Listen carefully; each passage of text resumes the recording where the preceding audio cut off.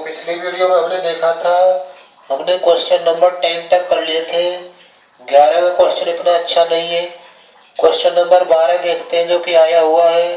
12 और 13, question number 12 पर ध्यान लगाएं। क्वेश्चन नंबर 12 क्या है? एक बिंदु P ध्रुव O के सापेक्ष अचर कोणीय वेग से एक समान कोणिक अचर कोणीय वेग दे रखा है। तो जो दे रखा है उसको लिख लेते हैं पहले। क्वेश्चन नंबर 12 है, दिया है क्या? दिया है अचर कोणीय वेग। अचर कोणीय वेग से तात्पर्य क्या है? थीटा डॉट बराबर क्या है? c। और क्या दे रखा है? एक समान कोणिक सर्पिल r बराबर दे रखा है कितना? r बराबर दे रखा है ए की पावर थीटा कोट अल्फा। ये r का मान दे रखा है। तो ये थीटा डॉट दे रखा है। पूछ क्या रहा है इसमें? इसमें पूछ रहा है सिद्ध कीजिए कि इसका त्वरण OP के समानुपाती है। हमें क्या सिद्ध करना है? कि इसका जो त्वरण है वो किसके समानुपाती है? OP के। तो लिख लेते हैं उसको। सिद्ध करना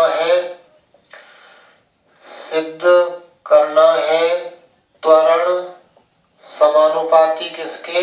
OP के। OP का मतलब क्या होता है? R होता है। OP का मतलब क्या होता है? R। जहां OP बराबर किसके होता है? R के। क्योंकि जिस टाइप से हमारा वक्र होता है उसमें ध्रुवांतर रेखा होती है। ये बिंदु O होता है और ये बिंदु P होता है। ये दूरी क्या होती है? हमारी R। तो OP बराबर क्या होती है? R। ये ध्रुवांतर रेखा होती है और ये कौन सी रेखा होती है? प्रारंभिक रेखा। तो OP के सिद्ध करना है त्वरण। लेकिन ये कह नहीं रहा कि कौन सा त्वरण है, अनुप्रस्थ त्वरण है कि हरीय त्वरण है। तो त्वरण शब्द लिखा हुआ है तो इसका मतलब परिणामी त्वरण की बात कर रहा है। परिणामी त्वरण है तो त्वरण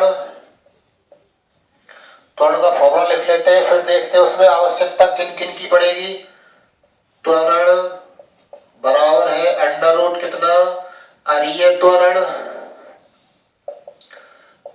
त्वरण स्क्वायर प्लस कितना? अनुप्रस्थ त्वरण स्क्वायर। ये है अरीय त्वरण स्क्वायर प्लस अनुप्रस्थ त्वरण स्क्वायर। अरीय त्वरण क्या होता है? अरीय त्वरण का फॉर्मूला याद होना चाहिए हमें। r double dot minus r theta dot square का स्क्वायर प्लस कितना? अनुप्रस्थ त्वरण क्या होता है? 2r dot theta dot plus r theta double dot इसका स्क्वायर। ये डबल डॉट है तो हमें आवश्यकता पड़ेगी r डॉट की, थीटा डॉट की, r थीटा डबल डॉट की और r डबल डॉट की। तो इन सब को हम निकालेंगे कहां से? समीकरण 1 और 2 से। समीकरण 1 और 2 से हम क्या निकालेंगे? r dot, r double dot, theta dot, theta double dot. Theta dot तो दे रखा है, थीटा डॉट c है तो थीटा डबल डॉट क्या हो जाएगा? 0। दोबारा अवकलन करेंगे तो कांस्टेंट c का अवकलन क्या हो जाएगा? 0। तो समीकरण कौन से? समीकरण 1 से थीटा डबल डॉट की वैल्यू क्या हो जाएगी? 0। ये हमारा त्वरण का मान है। इसको नाम देते हैं समीकरण 3। बाद में समीकरण 3 में मान रखेंगे। ये थीटा डबल डॉट की वैल्यू क्या हो जाएगी? 0। तो थीटा डॉट और थीटा डबल डॉट मिल गए, दो चीज मिल गई। दो चीज और चाहिए हमें, r डॉट और r डबल डॉट। तो अब कहां से मिलेंगे वो? समीकरण 2 से। समीकरण 2 का अवकलन करेंगे। समीकरण कौन से का? 2 का t के सापेक्ष अवकलन। t के सापेक्ष अवकलन करेंगे तो इसका तो r डॉट हो जाएगा बराबर एक कांस्टेंट है e की पावर थीटा कोट अल्फा का क्या होगा? e की पावर थीटा कोट अल्फा होगा। फिर थीटा कोट अल्फा का करेंगे तो d theta upon dt। Theta का हो जाएगा थीटा डॉट और कोट अल्फा कांस्टेंट है, कोट अल्फा। तो r डॉट की वैल्यू हमें ये मिली। इसमें ये फिर से r बन गया है तो r डॉट की वैल्यू क्या हो गई?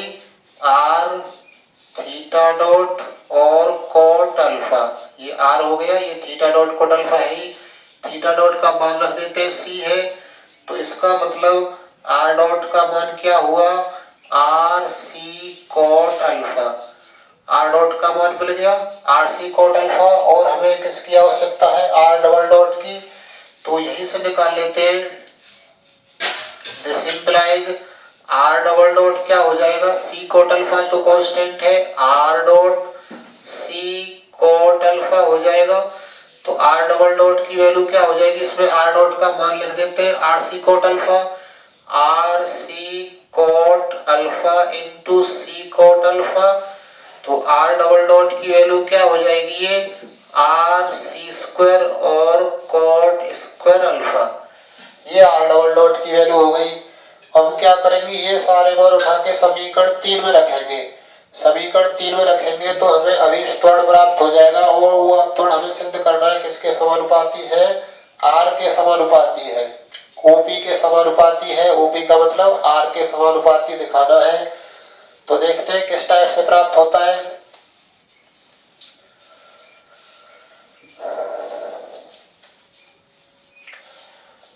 क्या कर रहे हैं हम, समीकरण 3 में मान रखने पर, समीकरण 3 मान रखेंगे तो त्वरण बराबर क्या आ जाएगा, त्वरण बराबर आ जाएगा under root R double dot टूडो क्या है, आर डबल डॉट की वैल्यू क्या है, R C square cot square alpha, R C square cot square alpha minus R theta dot, R ही रहेगा, थीटा डॉट की वैल्यू क्या है, सी स्क्वायर का स्क्वायर, और क्या आएगा प्लस कितना 2, जैसे तैसे आर डॉट निकाल चुके, R C cot alpha, R C और कोट अल्फा।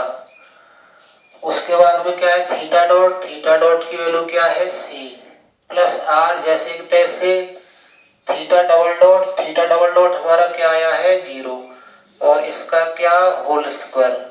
हमने सारे मान इस समीकरण 3 में रख दिए, आर डबल डॉट का, थीटा डॉट का, आर डॉट का, थीटा डॉट का और थीटा डबल डॉट का। अब इसको थोड़ा सरल करेंगे, देखते हैं त्वरण क्या प्राप्त होता है। हमें ये याद रखने पड़ेंगे कि हमारे आर डबल डॉट और आर डॉट क्या आए थे, आर डॉट की value R C cot alpha है, आर डबल डॉट की वैल्यू क्या है, R C square cot square alpha. तो इनको नहीं बता रहे हम याद रखने के लिए, यहाँ एक इकट्ठा लिख देते हैं। आर डॉट की वैल्यू क्या है, आर सी कोट अल्फा। तो ये क्या होगा,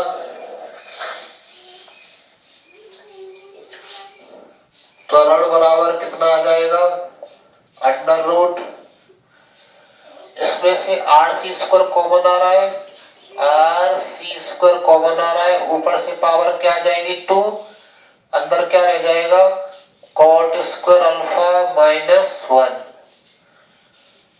कोट स्क्वायर अल्फा माइनस 1 और का होल स्क्वायर, प्लस यहाँ से क्या कॉमन आ रहा है, ये तो 0 हो जाएगा, इसका होल स्क्वायर होगा क्या होगा 4 आर स्क्वायर, सी की पावर 4 हो जाएगी, सी स्क्वायर हो जाएगा ये, और कोट स्क्वायर अल्फा, ऐसा हो जाएगा ये।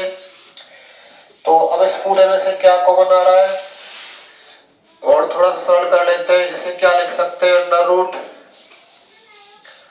आर स्क्वायर सी की power 4 coat square alpha plus 1 का होल स्क्वायर खोल दे, कोट की power 4 alpha plus 1 minus 2 coat square alpha, और प्लस कितना 4 आर स्क्वायर और सी की पावर 4 कोट स्क्वायर अल्फा।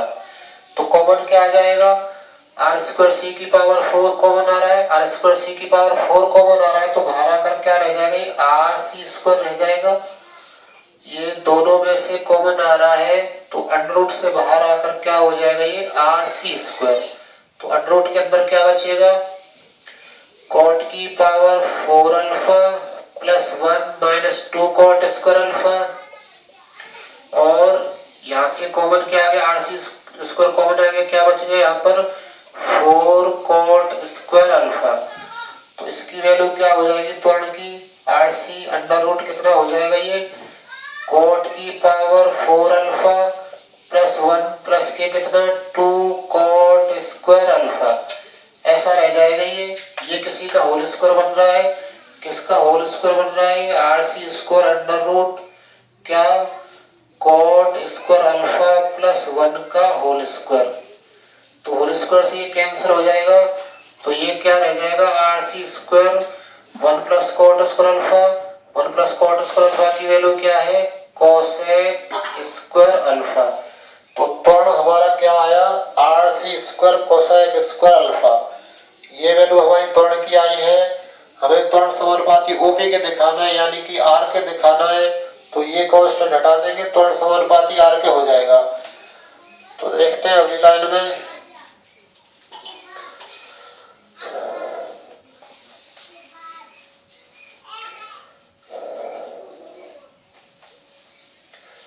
तो हमारा त्वरण कितना आ गया, त्वरण बराबर आ गया कितना RC स्क्वायर और कितना कोसेक स्क्वायर अल्फा, ये प्राप्त हो गया हमें कितना त्वरण। तो ये कांस्टेंट है, तो त्वरण हम कांस्टेंट हटाएंगे तो समानुपाती चिन्ह लग जाएगा, त्वरण समानुपाती किसके R के, और R ही क्या चीज होती है हमारी त्वरण समानुपाती किसके OP के। तो एक तो हमें ये सिद्ध करना था इसमें कि त्वरण समानुपाती किसके है OP के है, OP के समानुपाती सिद्ध कर दिया। अब इसमें और भी पूछ रहा है आगे, और क्या पूछ रहा है उसकी दिशा यानी कि त्वरण की दिशा P पर स्पर्श रेखा से वही अचर कोण बनाती है जो OP उस स्पर्श रेखा से बनाती है। तो यहाँ त्वरण और स्पर्श रेखा को लिख लेते हैं। तो ये हमारा कोई वक्र है, इस टाइप से ये हमारी प्रारंभिक रेखा है, इस पर कोई बिंदु P है, ये हमारी कौन सी रेखा हो गई ध्रुवांतर रेखा हो गई, ये रेखा हमारी कौन सी हो गई ध्रुवांतर रेखा, ये रेखा कौन सी हो गई स्पर्श रेखा, ये स्पर्श रेखा है, ये कौन सी रेखा है स्पर्श रेखा, और ये कौन सी रेखा है ध्रुवांतर रेखा। ये हमारा कौन सा बिंदु है P बिंदु है, और त्वरण मान लो ये है, ये हमारा क्या है त्वरण है। तो क्या सिद्ध करवा रहा है, क्या सिद्ध करवा रहा है वो इसमें सिद्ध करवा रहा है कि त्वरण की दिशा स्पर्श रेखा से जितना कोण बनाती है उतना ही स्पर्श रेखा ध्रुवांतर रेखा से बनाती है, ऐसा सिद्ध करना है। इसमें भाषा में क्या कह रहा है उसकी दिशा यानी त्वरण की दिशा P पर स्पर्श रेखा से, त्वरण की दिशा P पर बिंदु P पर स्पर्श रेखा से वही अचर कोण बनाती है जो OP यानी कि ये वाली रेखा OP उस स्पर्श रेखा से बनाती है। तो ये कोण हमें चाहिए, ये कोण हमारा क्या होता है स्पर्श रेखा और ध्रुवांतर रेखा के बीच में जो कोण होता है वो फाई होता है, और मान लें कि ये कोण कितना है बीटा है, मान लें ये कोण कितना है बीटा, किससे ध्रुवांतर रेखा से, ध्रुवांतर रेखा से कोण कितना है बीटा। तो tan बीटा क्या होगा हमारा, tan बीटा की वैल्यू हो जाएगी कितनी अनुप्रस्थ त्वरण फॉर्मूला है ये अनुप्रस्थ त्वरण बटे कितना अरीय त्वरण, अनुप्रस्थ त्वरण हमारा लंब का कार्य करेगा, अरीय त्वरण हमारा आधार का कार्य करेगा। तो लंब बटे आधार फॉर्मूला होता है, तो tan बीटा की वैल्यू क्या हो गई अनुप्रस्थ त्वरण बटे अरीय त्वरण। और क्या, और हमें आवश्यकता है फाई की, tan फाई बराबर क्या होता है r d theta upon dr, ये tan फाई की वैल्यू होती है, इससे हमें फाई मिल जाएगा r d theta upon dr। तो हमारा r क्या है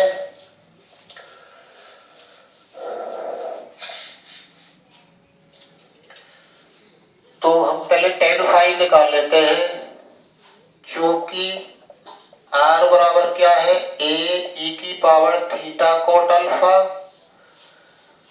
तो हमें आवश्यकता पड़ेगी D theta upon D R की।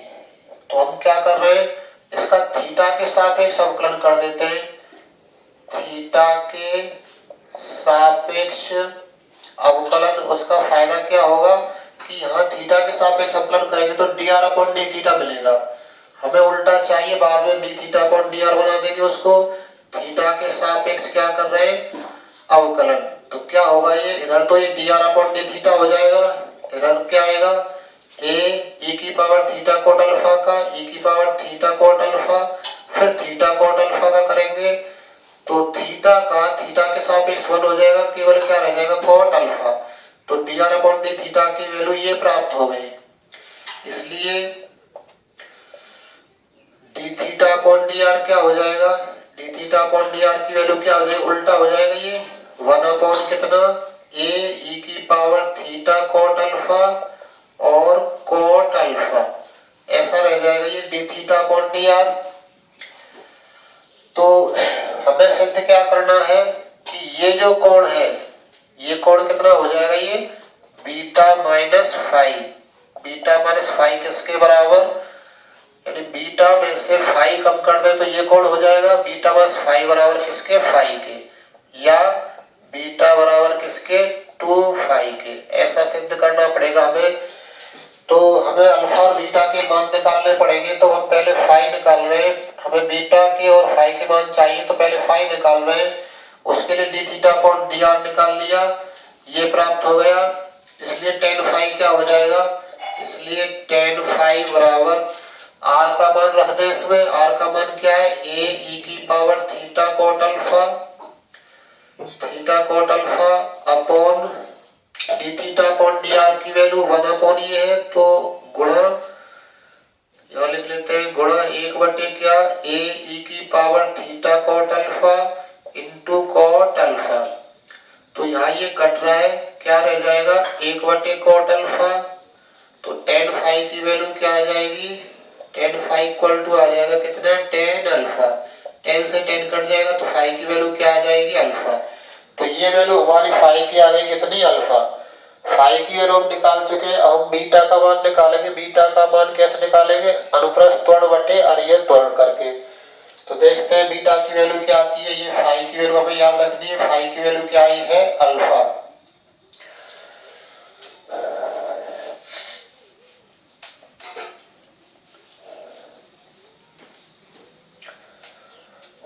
अब टेन बीटा बराबर अनुप्रस्थ त्वरण, अनुप्रस्थ त्वरण बटे अरियन त्वरण लिख रहे हैं। तो क्या फॉर्मूला है, 2 R dot theta dot plus R theta double dot, ये फॉर्मूला है। और क्या है अरियन त्वरण का, R double dot minus R theta dot का स्क्वायर। तो टेन बीटा बराबर कितना, 2 आर डॉट का मान क्या आया था, आर डॉट का मान आया था कितना, R C cot alpha. R dot की वैल्यू क्या आई थी, R C cot alpha. Theta dot की वैल्यू क्या आई थी, सी को थोड़ा दूर लिख लेते हैं, R C cot alpha plus R को आर ही रहने देते हैं, और theta double dot, theta double dot की वैल्यू क्या आई थी हमारी, 0। आर डबल डॉट की वैल्यू क्या आई थी, आर सी स्क्वायर, और क्या था, और कितना था इसमें, कोट स्क्वायर अल्फा था। आर डबल डॉट की वैल्यू थी R C square cot square alpha. तो इसको थोड़ा सॉल्व करते हैं, ये 0 हो जाएगा। तो टेन बीटा की वैल्यू क्या बचेगी, टेन बीटा की वैल्यू क्या आ जाएगी, इनकी वैल्यू देख लेते हैं एक बार। और ये त्वरण में और भी है, माइनस आर जैसे तैसे थीटा डॉट, थीटा डॉट की वैल्यू क्या है, सी स्क्वायर। तो ये कितना हो जाएगा, ये 0 हो जाएगा। ये हो जाएगा 2 R C square cot alpha upon नीचे आर सी स्क्वायर कॉमन ले ले, क्या हो जाएगा, cot square alpha minus 1। R C square से आर सी स्क्वायर कट जाएगा। तो टेन जाएगी cot alpha upon cot square alpha minus 1। इसको हम 10 में चेंज कर ले तो ये 1/10 अल्फा होगा, अपॉन में क्या 1/10 स्क्वायर अल्फा।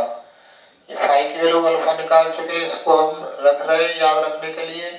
-1 है, इसको थोड़ा सरल करेंगे तो 1/10 अल्फा, 10 अल्फा नीचे क्या आ जाएगा 1 - 10 स्क्वायर अल्फा अपॉन 10 अल्फा। इस भिन्न को हल करेंगे तो 10 स्क्वायर अल्फा का गुणा 1 में होगा, 1 - 10 square alpha upon 10 alpha, 10 square alpha. तो ये कहाँ पहुंच जाएगा, ये ऊपर जाएगा और ये दोनों कहाँ जाएंगे नीचे। तो इसकी वैल्यू क्या हो जाएगी,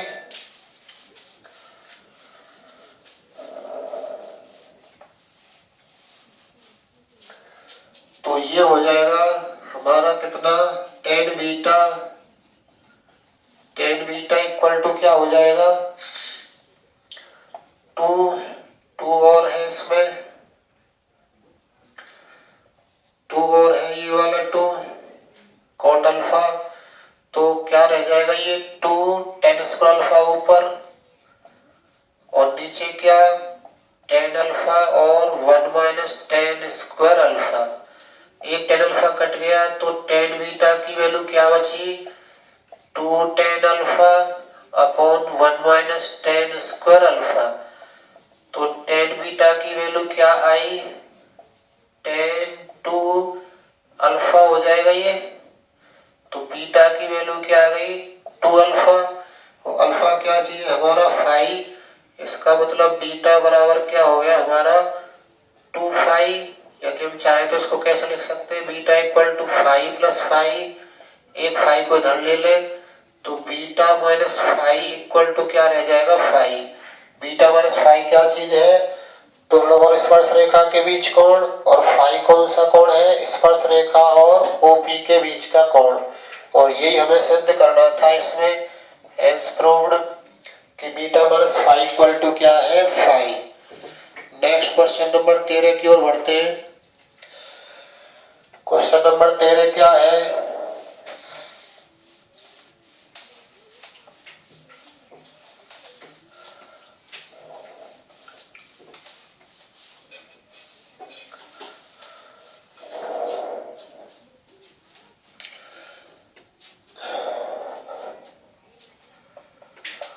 क्वेश्चन नंबर 13 में क्या कह रहा है, एक कण किसी वृत्त के व्यास AB पर अचर वेग से चलता है और एक अन्य कण ब्रह्मावस्था से अर्धपरिधि AB पर एक समान स्पर्श रेखीय त्वरण से चलता है। एक समान स्पर्श रेखीय त्वरण दे रखा है।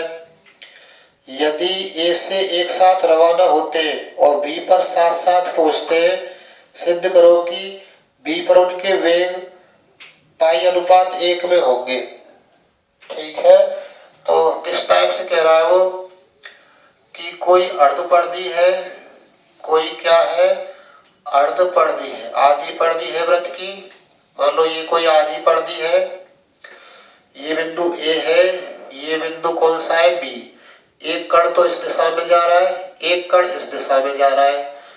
एक कण इस दिशा में जा रहा है तो मान लें कि इसकी त्रिज्या क्या है A है, तो ये दूरी हमारी 2a हो गई। ये दूरी हमारी कितनी हो गई 2a। मान लो कि यहाँ पे समय 0 है, यहाँ पर t बराबर क्या है 0 प्रारंभ में, और जब यहाँ पहुंच जाते हैं तो t बराबर मान लो t हो जाता है। तो यहाँ पर कह रहा है बिंदु B पर दोनों साथ साथ पहुंचते हैं। बिंदु B पर क्या होता है, ये वाला कण इधर से जाता है और ये सीधे जा रहा है, वो साथ साथ पहुंचते हैं, यानी कि दोनों का लगा हुआ समय t है। तो इधर तो वेग रेखीय वेग हो गया हमारा, एक रेखा में जाने वाला वेग, इधर ये वक्राकार है। तो इसके लिए दे रखा है उसने कि जो अर्धपरिधि पर चलता है उसके लिए क्या है स्पर्श रेखीय त्वरण, स्पर्श रेखीय त्वरण कैसा है अचर है, एक समान है, अचर है ये। तो इसका मतलब क्या हुआ कि इधर जो हमारा S डॉट है, S डबल डॉट की वैल्यू क्या है कोई कांस्टेंट C है। तो क्या करेंगे, या सी कह दें या C1 कह दें यहाँ पर। तो AB की दिशा में, तो व्यास की दिशा में देख लेते हैं, व्यास AB की दिशा में वेग बराबर क्या होगा, दूरी बटे समय। वेग बराबर क्या होगा हमारा, दूरी बटे समय। दूरी कितनी है, 2a चली है, समय कितना लगा है उसको, t समय लगा है। t समय लगा है इतनी दूरी तय करने में, तो समय लगा दिया हमने t। तो वेग हमारा क्या निकल के आया, 2a बटे t। ये वेग तो हम ऐसे निकाल लिया। एक वेग ऐसे और चाहिए हमें अर्धपरिधि की दिशा में। ये क्या है, हमारी अर्धपरिधि है। अर्धपरिधि की लंबाई क्या होती है, 2 पाई r, तो पूरे की होती है। 2 पाई r पूरे की होती है, तो आधी क्या हो जाएगी, पाई a हो जाएगी, पाई r हो जाएगी। पाई r का काम यहाँ a कर रहा है, या फिर r भी ले सकते हैं। तो अर्धपरिधि क्या हो गई हमारी, पाई a। तो नेक्स्ट, अब चाप या अर्धपरिधि AB की दिशा में, अर्धपरिधि कौन सी, AB की दिशा में। AB की दिशा में क्या होगा, दे रखा है कि S डबल डॉट क्या है, दिया है S डबल डॉट कोई कांस्टेंट C1 है, अचर है। स्पर्श रेखीय त्वरण एक समान है। एक समान से तात्पर्य क्या है, बदलता नहीं है, यानी कि कांस्टेंट है।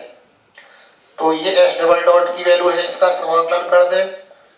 समाकलन करेंगे तो S डॉट क्या आ जाएगा, C1t, t के सापेक्ष समाकलन होगा, C1t प्लस कोई नया कांस्टेंट C2। प्रारंभ में t बराबर 0 है, तो कोई वेग नहीं है, विरामावस्था से चल रहे, तो S डॉट बराबर 0। S डॉट वेग हो गया है, S डॉट स्पर्श रेखीय वेग होता है। तो ये S डॉट 0 है, इसका मतलब क्या हो जाएगा, इसका मतलब C2 की वैल्यू हमारी क्या आ जाएगी, 0। t बराबर 0 रख दे, S डॉट बराबर 0 रख दे, तो C2 का मान क्या आ जाएगा, 0। तो इसलिए S डॉट क्या हो गया, S डॉट की वैल्यू हो गई हमारी C1t। S डॉट की वैल्यू क्या होगी, C1t। तो ये S डॉट बराबर C1t आ गया। हमें S डॉट ही चाहिए, वेग ही चाहिए, ये स्पर्श रेखीय वेग है, यही चाहिए। इसको नाम दे देते हैं 2, इसको नाम दे देते हैं 1। हमें S डॉट ही चाहिए, लेकिन इसमें कांस्टेंट C1 है, C1 और मिल जाए कहीं से। तो इसका फिर से समाकलन कर दे। समाकलन करने पर ये S हो जाएगा। ये क्या हो जाएगा, C1t का समाकलन t²/2 प्लस कोई कांस्टेंट कितना, C3। C2 हम यहाँ ले चुके हैं, तो नया कांस्टेंट C3 ले ले। तो प्रारंभ में t बराबर 0 है, तो S कितना है, कोई दूरी नहीं चली है, विरामावस्था में है वो, S बराबर 0। तो t बराबर 0, चली गई दूरी, S बराबर 0 है, तो इसमें रखेंगे, तो इसका मतलब C3 का मान क्या आ जाएगा, C3 का मान आ जाएगा 0। तो इसलिए S क्या हो जाएगा हमारा, C1t²/2। अब हम बिंदु B की बात करें। अब बिंदु B पर क्या है, t तो हमारा t है, जब यहाँ से यहाँ तक पहुंचा है तो समय t लगा है, और चली गई दूरी कितनी हो जाएगी, अर्धपरिधि की लंबाई यानी कि पाई a। तो t बराबर t पर S बराबर क्या हो जाएगा, पाई a। तो रख दें इसमें, तो पाई a बराबर क्या हो जाएगा, C1t की जगह t रख रहे अपॉन 2। तो C1 की वैल्यू यहाँ से क्या आ जाएगी, इसका गुणा इसमें करवा देंगे, तो C1 की वैल्यू प्राप्त हो जाएगी हमें कितनी, 2 पाई अपॉन t²।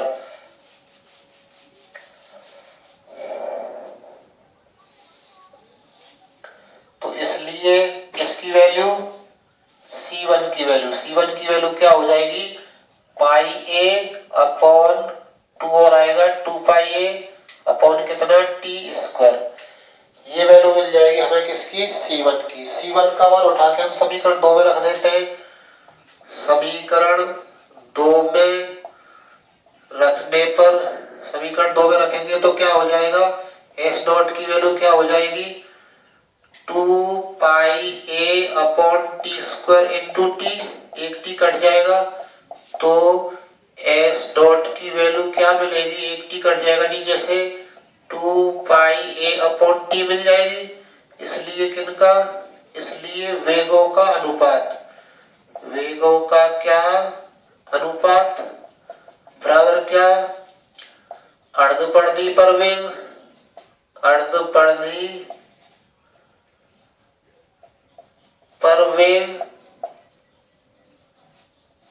यानी कि एस डॉट बटे नीचे क्या, व्यास ए बी पर वेग, ए बी पर वेग कितना है वो हम लिख देंगे। तो क्या आएगा इसको हल करने पर,